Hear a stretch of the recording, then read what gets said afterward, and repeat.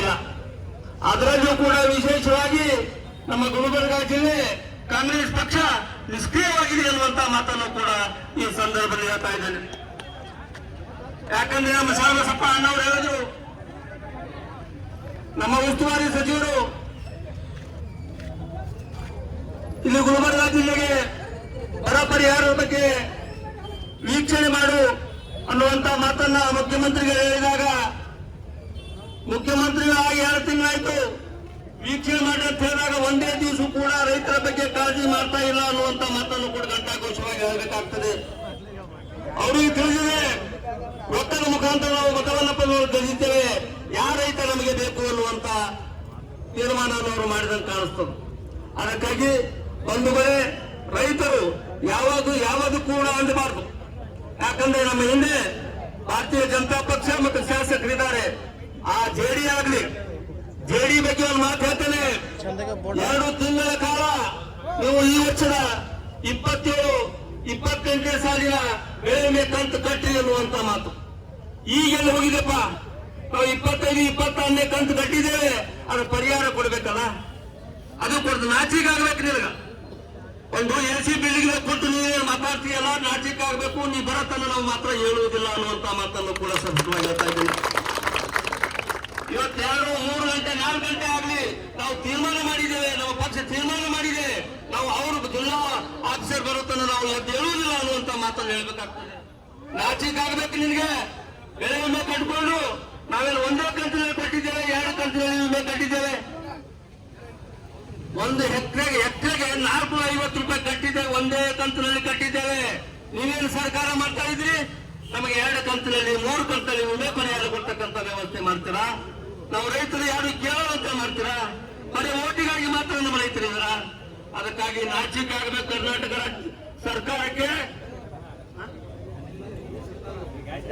ಮತ್ತು ತಲಾಟಿ ಇದೇನ್ ಬೆಳೆ ವಿಮೆ ಇದೆಯಲ್ಲ, ನನ್ನ ಅನುಭವದ ಪ್ರಕಾರ ಇದೇನು ತಾಲೂಕಾ ಆಫೀಸರು AD ಆಗ್ಲಿ ತಹಸೀಲ್ದಾರ್ ಆಗ್ಲಿ ಅವರ ನಿಷ್ಕಾಳಜಿಯಿಂದ ಇವತ್ತಿನ ದಿವಸ ಕೆಲವು ಪಂಚಾಯತಿಗಳಿಗೆ ಹಣ ತಾರತಮ್ಯ ಆಗಿದೆ ಅನ್ನುವಂತ ಮಾತನ್ನು ಹೇಳ್ಬೇಕಾಗ್ತದೆ. ನಮ್ಮ ಆಳಂದ ತಾಲೂಕಿನಲ್ಲಿಯೂ ಕೂಡ ಒಂದು 8 ಪಂಚಾಯತಿ ಮಾತ್ರ ಆ ರೈತರಿಗೆ ನ್ಯಾಯ ಸಿಕ್ಕಂತಾಗಿದೆ. ಉಳಿದ ಎಲ್ಲಾ ಪಂಚಾಯತಿಗಳಿಗೆ 10%, 20%, 26% ಬಂದಿದೆ. ನಾವು ಏನು ವಿಮೆ ಕಟ್ಟಿದೇವಲ್ಲ, ಪ್ರೀಮಿಯಂ ಕಟ್ಟಿದೇವಲ್ಲ, ಅದು ಕೂಡ ಬರಲಾದಂತ ಸ್ಥಿತಿ ಎಲ್ಲ ಕಡೆ ಆಗಿದೆ.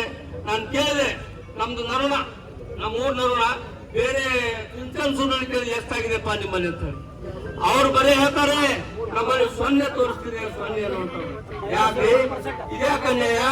ಅಲ್ಲಿ ತಲಾಟಿ ಮತ್ತು ಕಂದಾಯ ಇಲಾಖೆ ಇರಲಿಲ್ವಾ? ನಮ್ಮ ನರುಣ ಪಂಚಾಯತ್ಗೆ ಒಂದು ಬಂದ್ರೆ ಸಾಕಾಗಿಲ್ಲ, ಎಲ್ಲ 36 ಪಂಚಾಯತಿ ಆಳಂದ ತಾಲೂಕಿನಲ್ಲಿ ಬರಬೇಕು ಅನ್ನುವಂತ ಮಾತನ್ನು ಕೂಡ ಒತ್ತಾಯ ಪಡ್ತೇನೆ.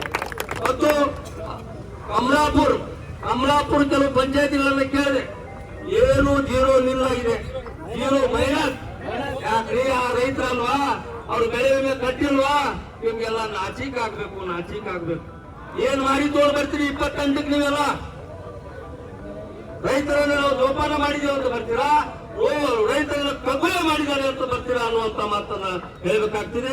ಅದಕ್ಕಾಗಿ ಇದಕ್ಕೆಲ್ಲ ಕಾರಣ ಜಿಲ್ಲಾ ನಾಯಕರು, ಜಿಲ್ಲಾ ಉಸ್ತುವಾರಿ ಸಚಿವರು ಇವತ್ತಿನ ದಿವಸ ನಮ್ಮ ರೈತರ ಬಗ್ಗೆ ಕಾಳಜಿ ಇಲ್ಲ. ಅವ್ರೇನ್ ಮಾಡ್ತಾ ಇದ್ದಾರೆ, ನನ್ನ ಕುರ್ಚಿ ಹೋಗ್ತದೆ, ನಿನ್ನ ಕುರ್ಚಿಗೆ ಹೋಗ್ತದೆ, ದಿಲ್ಲಿಗೆ ಹೋಗುವುದು, ಬೆಂಗಳೂರಿಗೆ ಹೋಗುದು, ಇದೇ ಮಾಡ್ತಾರೆ ವಿನಃ ಬರಗಾಲದ ವ್ಯವಸ್ಥೆಯನ್ನು ಸಂಪೂರ್ಣವಾಗಿ ನಿರ್ಲಕ್ಷ್ಯ ಮಾಡಿದ್ದಾರೆ ಅನ್ನುವಂತ ಮಾತನ್ನು ಹೇಳ್ತಾ ಇದ್ದೀನಿ.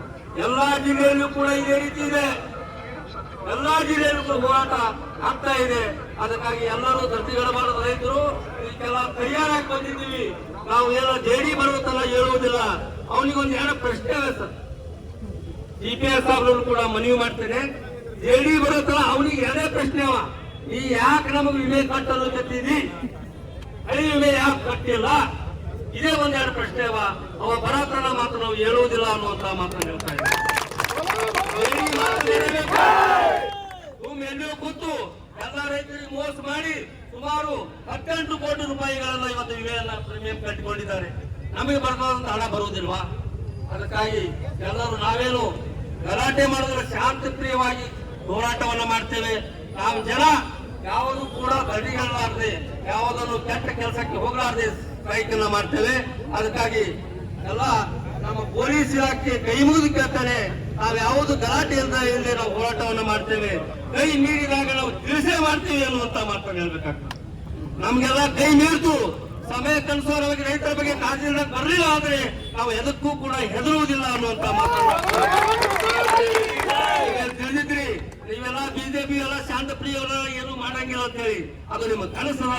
ನಾವು ಎದ್ದರೆ ಮಾತ್ರ ಈ ಕಮಲಾಪುರ ತಾಲೂಕಲ್ಲ 10 ತಾಲೂಕುಗಳನ್ನು ನಾವು ಹೋರಾಟವನ್ನು ಮಾಡಲಿಕ್ಕೆ ಸಿದ್ಧ ಇದ್ದೇವೆ. ಗುಲ್ಬರ್ಗ ಬಂದ್ ಮಾಡಲಿಕ್ಕೂ ಸಿದ್ಧ ಇದ್ದೇವೆ ಅನ್ನುವಂತ ಮಾತನ್ನ ಹೇಳ್ತಾ ಇದ್ದೇನೆ. ಅದಕ್ಕಾಗಿ ಸರ್ಕಾರಕ್ಕೆ ಒಂದು ಹೇಳ್ತೇನೆ, ಮನವಿ ಮಾಡ್ತಾ ಇಲ್ಲ. ಇವತ್ತಿನ ದಿವಸ ಹೇಳ್ತಾ ಇದ್ದೇವೆ ಏನಂತಂದ್ರೆ, ನಮಗೆ ಬೆಳೆಯ ಪರಿಹಾರವನ್ನ ಸಂಪೂರ್ಣ ನೀವೇ ಹೇಳ್ತಾ ಇದ್ದೀರಿ, ಸಂಪೂರ್ಣವಾಗಿ ನೀವೇ ಬರಗಾಲ ಅಂತ ಹೇಳ್ತಾ ಇದ್ದೀರಿ. ಆದ್ರೂ ಕೂಡ ಬೆಳೆ ಪರಿಹಾರವನ್ನ ಕೊಟ್ಟು ತಯಾರಿಲ್ಲ. ನಾವು 50,000 ಹೇಳ್ತಾ ಇದ್ದೇವೆ.